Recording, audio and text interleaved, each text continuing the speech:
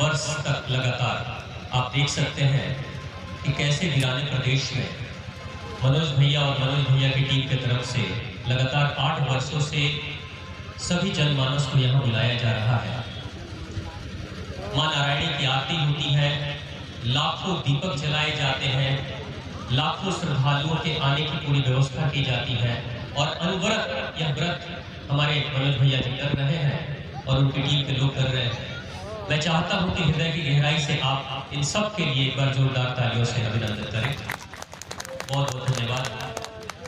क्यों जरूरी है ऐसे वीराने प्रदेश में इस तरह के कार्य करने की जरूरत क्यों है, ये बातें कुछ वर्षों के बाद समझ में आएंगी। एक छोटी सी बात मैं आप सबका ध्यान आकर्षित करना चाहता हूं।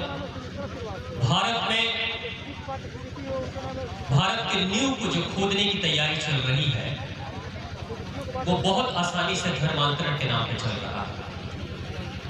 और मैं आपको बता दूं कि चाहे लंदन से कोई धर्मांतरण करने वाला ग्रुप आए या अमेरिका से आए या अरब देशों से आए, ये सारे लोग उन्हीं वीराने प्रदेशों में सबसे पहले काम करते हैं जहां आम लोग नहीं जाते। यानी उन गरीब लोगों के बीच में, उन कमजोर वर्ग के लोगों के बीच में ये लोग कार्य करते हैं जिनके पास प्रॉपर रोजी रोटी नहीं है, रोजगार नहीं है, कृषि के संसाधन बहुत अच्छे उपलब्ध नहीं है, यातायात के संसाधन उपलब्ध नहीं है। पढ़े लिखे लोग, भारत के लोग जहां नहीं पहुंच पाते हैं वहां उन वीराने प्रदेशों में वो लोग जाते हैं और वहां पे कार्य करते हैं। पहले तो चिकित्सा के नाम पर, शिक्षा के नाम पर, कुछ अनाज देने के नाम पर और भाई बंधुओं को मदद करने के नाम पर वो सहयोग शुरू करते हैं, लेकिन मकसद एक ही होता है कि इन सभी भारतीयों को धर्मांतरण कर दिया जाए और अपनी जाति में, अपने धर्म में लाया जाए। स्वामी विवेकानंद ने एक बड़ी अच्छी बात की थी। स्वामी विवेकानंद से जब किसी ने पूछा था अमेरिका में कि Swami Vivekananda, what is the problem with you if anybody in India converts his religion. एक अमेरिकन पूछता है कि स्वामी विवेकानंद, आपको क्या समस्या है, अगर कोई भारतीय अपना धर्म परिवर्तन कर लेता है तो आपको क्या समस्या है। स्वामी विवेकानंद ने बड़ी अच्छी बात कही थी, I don't have any problem with the people, those who are converting my religion, but I know converted people would be the enemy of this nation। यानी कि जो लोग भारत में रहकर, भारत का अन्न जल खाकर, भारत की धरती में रहकर धर्मांतरण कर लेते हैं, उनका आस्था तुरंत से भारत छोड़कर किसी दूसरे देश में चला जाता है, किसी दूसरे देश में धर्मांतरण के नाम पे चला जाता है। अगर वह ईसाई बनते हैं तो जेरूसलम में उसकी आस्था जुड़ जाती है, अगर वो इस्लाम को धारण कर लेते हैं तो वो अरब में उनकी आस्था जुड़ जाती है। यानी ऐसे लोग भारत में तो रहते हैं लेकिन भारत के होके नहीं रह पाते। भारत की जो आस्था है, भारतीयों की जो आस्था है, सनातनी हिंदुओं की जो आस्था है, वो आस्था यहाँ के वैष्णो देवी से, मनसा देवी से, भगवान शिव शंभू से, हमारे सारे धर्म ग्रंथों से और सारे धर्म स्थानों से उनकी आस्था जुड़ी रहती है। लेकिन सिर्फ एक सेकंड में जिस दिन वो धर्मांतरण कर लेते हैं उसी दिन से वो भारत के रहते हैं, ऐसे रहते हैं जैसे भारत के घर में किराए के मकान में रह रहे हैं, यानी भारतीय नहीं रह पाते। ये सबसे बड़ी समस्या खड़ी होती है, या ऐसा स्वामी विवेकानंद ने कहा। तो मैं जो देख रहा हूं कि लगातार मनोज भैया और मनोज भैया की टीम जिस कार्य को कर रही है पिछले 8 वर्षों से, यह कार्य दूरगामी परिणाम देने वाली है। अगर यहाँ पे इन क्षेत्रों में भी किसी तरह का धर्मांतरण होने की कहीं पे गुंजाइश होगी तो निश्चित तौर से खबर मनोज भैया और साथी के लोगों को पता चलेगी और बहुत आसानी से इसे रोका जा सकता है। आपको पता है पूरी दुनिया भर में एक नए टर्मिनोलॉजी की शुरुआत हो रही है जिसको विश्व न्यू वर्ल्ड ऑर्डर बोलते हैं इसको। यानी कि वर्ल्ड ऑर्डर का मतलब होता है अब दुनिया के कुछ मुट्ठी भर लोग पूरी दुनिया के लोगों को अपने तरीके से जीने का तरीका बताएंगे कि आपको कैसे जीना है। यानी कि वो कुछ मुट्ठी भर लोग क्या कहते हैं कि मैं आपको बताऊंगा कि आपको जीने का तरीका कैसे जीना है। यानी कि आपके पास कितनी जमीन होनी चाहिए, आपके पास कितने बच्चे होने चाहिए, आपके बच्चों की शिक्षा कैसी होनी चाहिए, आपकी गाड़ी आपके नाम से होनी चाहिए कि किसके नाम से, ये सारी व्यवस्था जो है न्यू वर्ल्ड ऑर्डर के अनुसार से किया जा रहा है। आपको सुनकर आश्चर्य होगा कि इस पूरी दुनिया की धरती को कब्जा करने की पूरी तैयारी चल रही है। अभी आपने न्यूज में सुना होगा, अमेरिका में आग लगी है, कैलिफोर्निया में, सुना है आपने? अमेरिका में आग लगी है और उसमें हजारों घर जल गए हैं। लेकिन आपको पता है वो आग लगी नहीं, लगाई गई। वो आग लगाई गई और ये सुनियोजित तरीके से आग लगाई गई है। अमेरिकन ने भी एक्सेप्ट किया है कि हमने खुद आग लगाया है।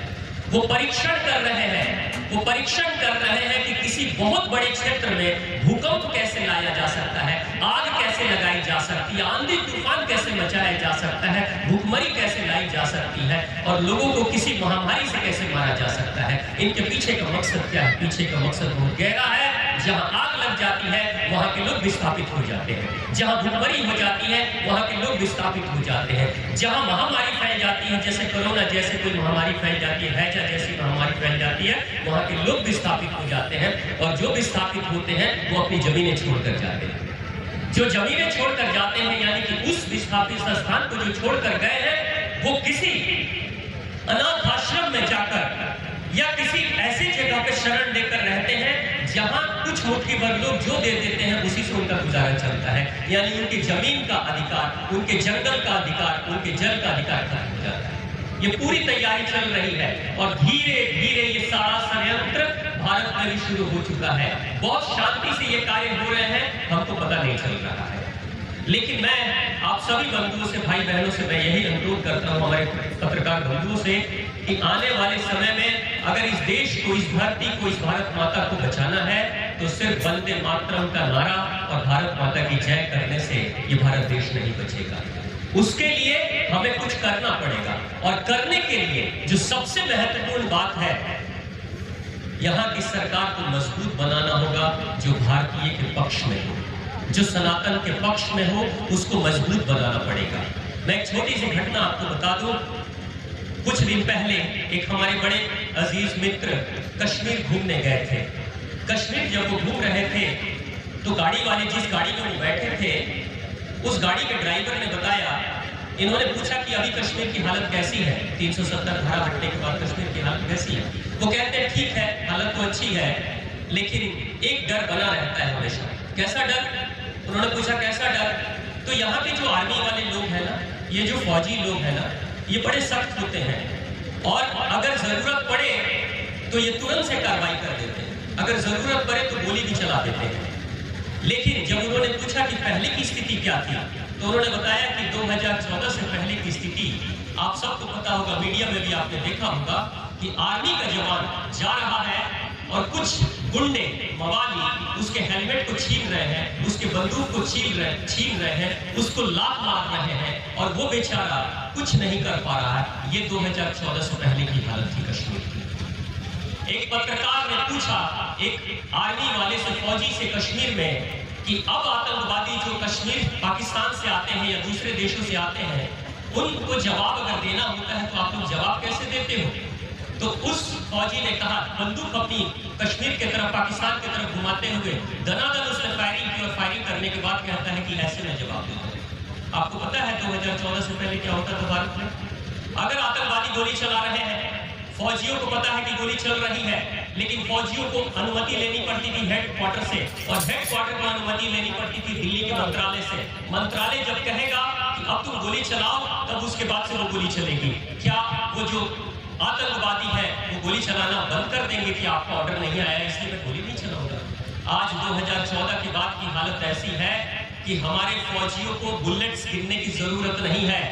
सरकार ने कहा, मोदी सरकार ने कहा कि अगर आपको लगे कि आपको कार्रवाई करनी है, उसके लिए गोली चलानी है तो गोली चला लो, बाद में हमें खबर कर देना, पहले गोली चला देना, बाद में खबर हमें कर देना। पहले की हालत थी कि बुलेट्स गिन के भी देना पड़ता था, रिपोर्टिंग करनी होती थी। आप सिंपल सी चीज देख लो, अगर ये अधिकार हमारे फौजियों को नहीं मिला होता तो क्या आपको लगता है 370 धारा कभी हट पाता? इस कश्मीर से हट पाता? क्या कश्मीर कभी भारत का अभिन्न अंग बन पाता? कश्मीर का मुख्यमंत्री अपने आप को प्रधानमंत्री के इक्विवेलेंट मानता है। वो कहता है कि भारत का प्रधानमंत्री और कश्मीर का मुख्यमंत्री बराबर है। लेकिन 370 के बाद, 370 हटने के बाद, अभी मैंने करीब 4-5 दिन पहले फारूक अब्दुल्ला को देखा कि वो माता का जगराता गा रहे हैं माइक में, माता रानी का जगराता माइक में गा रहे हैं। यानी कि आज जो धरती का स्वर्ग था कश्मीर, जिसको स्विट्जरलैंड कहते थे, वो भारत का अंग है। क्यों? क्योंकि सरकार मजबूत बनाई है। मजबूत सरकार जब होती है तो किसी तरह का, अगर आपका शरीर भी कमजोर होगा ना, तो बैक्टीरिया और वायरस आपके ऊपर हमला कर देता है। कोरोना में आपने देखा होगा कि कोरोना में वही लोग जल्दी संक्रमण के शिकार हो रहे थे जिनका इम्यूनिटी लेवल कमजोर था। जो शक्तिशाली थे, मजबूत थे, उन पे कोरोना का कोई असर नहीं हो रहा था। हो रहा था ना? नहीं असर हो रहा था। यही सेम चीज अभी भी हो रही है। अगर आप मजबूत रहोगे, प्रजातंत्र यहाँ की मजबूत रहेगी, सरकार मजबूत लोगों के हाथ में होगी, तो निश्चित तौर से आपके जो क्षेत्र आपसे निकल चुके हैं वो भी दोबारा से आ जाएंगे। सनातन धर्म में निश्चित तौर से लोग कहते हैं कि भगवान ने जन्म लिया, भगवान रक्षा करते हैं, लेकिन भगवान रक्षा कब करते हैं? किसके साथ करते हैं? किसको करते हैं? भगवान की मदद उसी की करते हैं जो भगवान के बताए रास्ते पे चलता है और अपनी मेहनत करता है, तो भगवान का आशीर्वाद प्राप्त होता है। राम जी को पता था, उनके प्रारब्ध में लिखा हुआ था कि राम आएंगे और अन्यायी अत्याचारियों से इस धरती को मुक्त कराएंगे, लेकिन बना बनाया सजाया हुआ प्लेट तो राम जी को मिला था नहीं। राम जी को उस धर्म की स्थापना के लिए लगातार 12 वर्षों तक अथक साधना करनी पड़ी थी। अपने शरीर को मजबूत बनाना पड़ा था, युद्ध कौशल क्षमता बढ़ानी पड़ी थी, अपनी सेना खड़ी करनी पड़ी थी, तब जाके राम जी उस धरती के उस समय के सबसे बड़े शक्तिशाली रावण, जिसका तीनों लोक में साम्राज्य था, उसको श्री राम ने पराजित किया। यानी आज के समय में, आज के वक्त में सन्यासी, गृहस्थ सबको मिलजुल कर कार्य करना पड़ेगा और यह धारणा निकालनी पड़ेगी हम सभी को कि सन्यासी का मतलब होता है कि सिर्फ मंदिर में जाकर पूजा करे, भगवान का माला जाप करे और अच्छी अच्छी बातें करे। जरूरत पड़े तो वो शांति की भी बातें करे और क्रांति की भी बातें करे। ये गौरव की बात है, हम सब के लिए गौरव की बात है। मैं जिस भी राज्य में जाता हूँ, उत्तर प्रदेश से बाहर, तो लोग अक्सर मुझसे कहते हैं कि उत्तर प्रदेश के मुख्यमंत्री जैसा मुख्यमंत्री हमारे भी राज्य में होना चाहिए। आपको क्या लगता है, ये जो कुंभ का जो मेला लगा हुआ है, कुंभ स्नान में लाखों करोड़ों लोग आ रहे हैं, क्या यह शांतिपूर्ण तरीके से ये कुंभ का आयोजन हो जाता? मैं पूछ रहा हूं आपसे, क्या यह शांतिपूर्ण तरीके से हो जाता? नहीं हो सकता था। अमेरिका के, ब्रिटेन के जो लोग हैं, मैनेजमेंट के जो अच्छे हुनरमंद लोग हैं, वो आ रहे हैं, रिसर्च कर रहे हैं इस समय कुंभ में कि एक स्थान जहां पे अगर करोड़ों लोग आ जाते हैं तो वहां की व्यवस्था कैसे अच्छे से बनाई जा सकती है। मैनेजमेंट का गुण सीखने के लिए वो लोग आ रहे हैं। ये पूरी धरती पर सिर्फ और सिर्फ भारत में होता है और सिर्फ सनातन धर्म करता है। इतना बड़ा आयोजन पूरी दुनिया में आज तक किसी ने नहीं किया और शायद किसी की क्षमता भी नहीं है कि शांति से सब कुछ। उसके पीछे जो कारण है, उसके पीछे सबसे बड़ा कारण है कि कुंभ सिर्फ बाहर का स्नान नहीं है। आज नारायणी माँ के स्नान में कल सारे श्रद्धालु आएंगे, यहाँ भी लाखों लोग आएंगे। तो ये जो स्नान है वो साधारण स्नान नहीं है। कुंभ के आयोजन के ऊपर कई लोगों ने कहा कि पापी लोग अपना पाप भूलने जाते हैं, ऐसा कई लोगों ने स्टेटमेंट दिया है। अब सच्चाई तो यह है कि पापी अगर पाप धोने जाते हैं तो वो कितना अच्छा पापी होगा जिसको पता है कि मैं पापी हूं, अब मुझे अपने पाप को धोने हैं। वो कितना ईमानदार होगा। ऐसे पापियों का तो स्वागत करना चाहिए। ऐसे स्वागत करने वाले और ईमानदार पापी तो सनातन धर्म में ही होते हैं, जो ईमानदारी से कहते हैं कि मुझ में भी बुराई है, मैं इस बुराई को मिटाऊंगा, इसको धो डालूंगा, इसलिए मैं कुंभ में जाऊंगा। ये जो कुंभ है, यहाँ पे 3 नदियों का समागम है, गंगा, जमुना, सरस्वती। 2 तरह के कुंभ की घटनाएं घटती है। जो गंगा और जमुना है वह तो भौतिक नदी है, सरस्वती अज्ञात है, विलुप्त है, वो दिखती नहीं, अदृश्य है। ठीक 3 नदियां हमारे अंदर भी बहती हैं, हम सब के अंदर भी 3 नदियां बहती हैं। वो जो पहली नदी है वो हमारी पीड़ा है। हमारी जो सांसें चलती है वो 3 धारा से चलती है। सांसें नासिका 3 धारा से चलती है। दाहिने तरफ में आपकी ईड़ा है, यानी सूर्य नदी, जिसको कहते हैं सूर्य नाड़ी, सूर्य नदी। बाईं तरफ में आपके चंद्रमा है, यानी चंद्र नाड़ी, चंद्र की नदी बह रही है। ये जीवन की धारा प्रवाहित हो रही है इसमें, और बीच में सुषुम्ना बहती है। सुषुम्ना तभी बहती है जब इंसान का मन बिल्कुल शांत हो जाता है, तब सुषुम्ना बहती है। और जब सुषुम्ना बहती हो तो उस समय इंसान को भगवत प्राप्ति के लिए साधना करनी चाहिए, मंत्र जाप करनी चाहिए, हर तरह के आध्यात्मिक कार्य करने चाहिए। लेकिन जब सूर्य नाड़ी बहती हो तो उस समय इंसान को सक्रिय कार्य करने चाहिए, मेहनत के कार्य करने चाहिए, कहीं यात्रा करनी चाहिए, पहलवानी करनी चाहिए, मशक्कत करनी चाहिए। लेकिन जब चंद्र नाड़ी बहती हो तो उस समय शांति की बातें करनी चाहिए, मौन की बातें करनी चाहिए, शुभ कार्य करने चाहिए। घर में प्रवेश जब आप करते हो तो आपकी चंद्र नाड़ी जब प्रवेश करे और चलती हो तो उस समय प्रवेश करेंगे तो निश्चित तौर से आपका कल्याण होगा। तो ये जो तीन नाड़ियां, ये जो तीन नदियां बाहर बह रही हैं, तीन नाड़ियां अंदर बह रही हैं, हमारे कुंभ के ऋषि महात्मा कहते हैं कि हे मेरे सनातनी, जब तुम कुंभ में स्नान करने आना ना तो अपनी भी तीन नाड़ियों को देख कर आना, क्योंकि तीन नदियां बाहर बह रही हैं, तीन नदियां अंदर बहाओगे तो जिस दिन तीनों का 6 नदियों का मिलन होगा उसी दिन तेरा कल्याण हो जाएगा। यानी यह जो कुंभ है जिसमें आज लाखों हजारों लोग आ रहे हैं, करोड़ों रुपए की लागत लग रही है, उसके पीछे गहरा मर्म है। लोग कहते हैं कि मन चंगा तो कटौती में गंगा, फिर कहीं गंगा में स्नान करने की जरूरत क्या है? बाबा जी यही कहते हैं ना, मन चंगा तो कटौती में गंगा, फिर स्नान करने की जरूरत क्या है? मन चंगा कर लो भाई। सच्चे अर्थों में अगर है तो इसी कहावत को आप थोड़ा स्कूल, कॉलेज और यूनिवर्सिटी पे जोड़ दो। शिक्षा के लिए किसी भी बिल्डिंग की क्या जरूरत है? स्कूल या कॉलेज की क्या जरूरत है? घर में बैठाओ, अपने बच्चे को पढ़ा दो। किताबें तो हर जगह उपलब्ध है, मार्केट में जाओ खरीद कर लाओ और किताबें पढ़ा दो। उन बच्चों को जो स्कूल में जा रहे हैं उनको यूनिफॉर्म पहनाने की क्या जरूरत है? उनको ड्रेस पहनाने की क्या जरूरत है? वो शिक्षा के लिए जा रहे हैं, वो कपड़े का, फैशन ड्रेस का कंपटीशन करने नहीं जा रहे हैं, तो वहां पे जरूरत क्या है कि यूनिफॉर्म पहनाए? उसकी जरूरत इसलिए है क्योंकि एक बच्चा जब सुबह में अपने स्कूल की तैयारी करता है, जब ड्रेस पहनता है, जब स्नान करता है, जब मुंह धोता है, जब फ्रेश होता है और जब अपनी टिफिन, अपना बैग, अपना वाटर बोतल लेकर जब वो स्कूल के लिए जाता है तो सिर्फ शरीर नहीं जाता, उसका मन भी मानसिक रूप से तैयार हो जाता है कि अब मुझे पढ़ाई करनी है, अब मुझे पढ़ाई करनी है। यानी कि ये बाहर की सारी गतिविधियां इंसान को अंदर से तैयार करने के लिए की जाती है। और ये कुंभ जो आज हो रहा है, उस कुंभ का जो महत्व है, कितना गहरा महत्व है।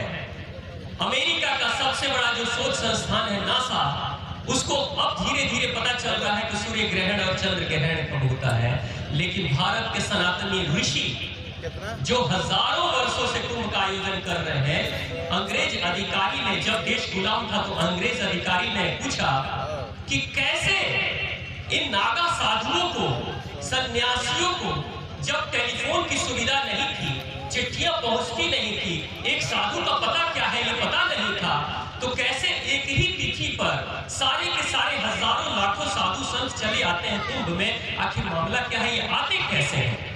अंग्रेज अधिकारी आश्चर्यचकित था कि ये कौन सा मैनेजमेंट भारत में काम करता है। तो उस विद्वान ने, भारतीय विद्वान कहता है, बस एक आने के कारण से, एक आना, 1 रुपया भी नहीं, एक आने के कारण से हमारे लाखों करोड़ों साधु संत सन्यासी एक ही तिथि पर कुंभ में चले आते हैं बिन बुलाए। वो पूछा कि वो एक आना कहाँ खर्च करते हो? तो उसने कहा ठाकुर प्रसाद का कैलेंडर देख लेते हैं और वहीं से सबको पता चल जाता है कि कुंभ कब लगने वाला है, सब उसको देखकर पहुंच जाता है। जिस एक आने के ठाकुर प्रसाद के कैलेंडर के लिए भारत ने एक आना खर्च किया, और बहुत खर्च किया होगा, तो एक कैलेंडर में 1 रुपया खर्च होता होगा उस समय। इन सब बातों को जानने के लिए नासा करोड़ों अरबों रुपया खर्च करता है, तब पता करता है कि ग्रहण कब है, सूर्य और चंद्र ग्रहण। आखिर क्यों है ये कुंभ? आखिर क्यों नदियों के किनारे हमको जाना है? आखिर क्यों नदियों को सम्मान देना है? क्योंकि कुंभ 12 वर्ष के बाद क्यों हो रहा है? बृहस्पति का जो ग्रह है, जिसको हम देवताओं का गुरु कहते हैं, हम सभी देवताओं का गुरु कौन है? बृहस्पति, गुरु बृहस्पति। वैसे ही वो ग्रह बृहस्पति है। बृहस्पति का गुरुत्वाकर्षण केंद्र इतना शक्तिशाली है कि जब कभी भी धरती पर कोई उल्का पिंड अंतरिक्ष से आता है गिरने के लिए, तो बृहस्पति अपने चुंबकीय शक्ति के माध्यम से, गुरुत्वाकर्षण की शक्ति के माध्यम से खींच लेता है और पृथ्वी को क्षति से बचा लेता है। यानी इस धरती को बचाने वाला कौन है? वही गुरु ग्रह है, वही गुरु रूपी ग्रह है जो धरती को किसी भी तरह की त्रासदी से, उल्का पिंड के हमले से बचा लेता है। वो गुरु ग्रह के कारण से ही, उस गुरु के आकर्षण के कारण से ही धरती बची हुई है, हम सही सलामत हैं। इसलिए हम उसको गुरुत्वाकर्षण की शक्ति, जो शब्द आया गुरुत्वाकर्षण की शक्ति वहीं से आया था। यानी कुंभ का मतलब क्या है? कुंभ में कौन जा रहे हैं? गृहस्थ जाते हैं और सन्यास्त जाते हैं। गुरु जो सन्यासी है वो जाते हैं, तपस्वी वो जाते हैं, नागा साधु जाते हैं। यानी कि कुंभ मिलन है गृहस्थों का और अध्यात्म। यानी गुरु से मिलने के लिए हम जा रहे हैं। क्यों गुरु से मिलना है? आखिर गुरु से मिलके होगा क्या? गुरु कहता है तुम मुझसे मिलोगे, लेकिन उससे पहले जाओ जरा स्नान करो। कल जो यहाँ पे भी स्नान है, वहाँ स्नान क्यों करना? उसका नाम कुंभ क्यों पड़ा? कुंभ का मतलब होता है घड़ा। माँ के गर्भ में कुंभ का क्षेत्र बना होता है। उस गर्भ के अंदर जो भी बच्चा भ्रूण में रहता है और जिसका विकास होता है वो जल में ही रहता है। यानी प्रत्येक हम सभी अपनी माँ के गर्भ में जल में ही थे और जल के कारण से ही हमने वहीं पे विकास किया और विकास करने के बाद हम बाहर निकले और फिर हम इस धरती पर आए, इस दुनिया में आए। तो कुंभ का मतलब होता है उस नदी को, उस संगम क्षेत्र को आप माँ का ही गर्भ समझो और जब डुबकी लगाने जाओ तो ये सोचो कि आज एक बार पुनः मैं अपने आप को इतना प्योर करूंगा, इतना शुद्ध करूंगा जैसे मैं माँ के गर्भ में था। एकदम बालक जैसे शुद्धता मेरे अंदर आ जाए। तो ये सोचकर डुबकी लगाओ और डुबकी लगाकर जब आओगे, जब शुद्ध होकर आओगे, तब गुरु के सानिध्य में बैठो, वो तुम्हें जीवन जीने की तरह सिखाएंगे। यहाँ सनातन धर्म एक बड़ी अच्छी बात कहता है कि अनलर्न की कला अगर आप सीख लोगे तो लर्निंग प्रोसेस तेज हो जाएगा। यानी कि अगर किसी चीज को भुलाने की कला, नौसिखुआ बनने की कला, कुछ नहीं जानने की कला अगर आपने सीख ली तो बहुत जल्दी कोई चीज सिखाई जा सकती है। अक्सर लोग कहते हैं कहावत कि बूढ़ा तोता पोस नहीं मानता। यानी कि जो बूढ़ा हो गया वो सीख नहीं पाता है। क्यों बोला? क्योंकि वो पुरानी चीजों को, पुरानी जानकारियों को कभी छोड़ ही नहीं पाता है, इसलिए नया कुछ सीख ही नहीं पाता। तो यहाँ गुरु क्या कह रहे हैं? जो कुछ भी दुनिया में जन्म से लेके अभी तक में सीखा ना, कचरा जो जमा किया, जाओ उस कुंभ में डुबकी लगाओ, शुद्ध हो जाओ, सब कुछ भुला दो और प्योर होकर मेरे पास आओ, हम तुम्हें रास्ता बताएंगे कि क्या करना।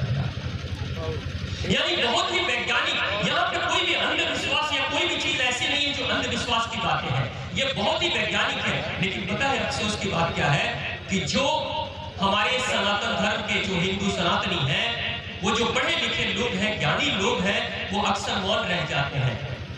और आपको पता है इस समाज में अगर अत्याचारी, अन्यायी, अनर्थ करने वाले लोगों की तादाद बढ़ रही है तो इसलिए नहीं क्योंकि उनकी तादाद बढ़ रही है, इसलिए क्योंकि अच्छे लोग चुप रहते हैं, शांत रहते हैं। अच्छे लोगों को कहते हैं उनका मसला है, वो जाने, हमें कुछ करने की जरूरत नहीं। इस समाज में बुराइयां बढ़ती हैं अच्छे लोगों की चुप्पी के कारण से, और जितना ही ये चुप होते हैं उतना ही ज्यादा शक्तिशाली ये हो जाते हैं।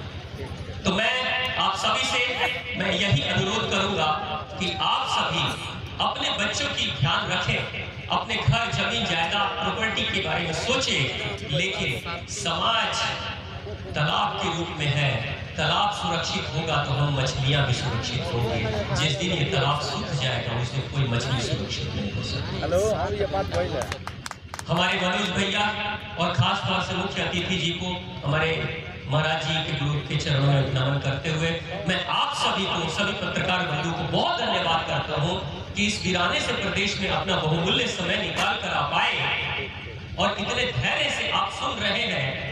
आपके हृदय का जो प्रेम उमड़ रहा है, निश्चित तौर से मनोज जी और मनोज जी जैसे दूसरे युवाओं को और शक्ति मिलेगी कि समाज, धर्म और राष्ट्र के लिए कार्य करें। और निश्चित तौर से जब ये कार्य करेंगे तो सबका कल्याण होगा। यानी कि ये समाज, ये राष्ट्र अगर मजबूत होगा तो सिर्फ एक के करने के कारण से नहीं होगा, सबके करने के कारण से।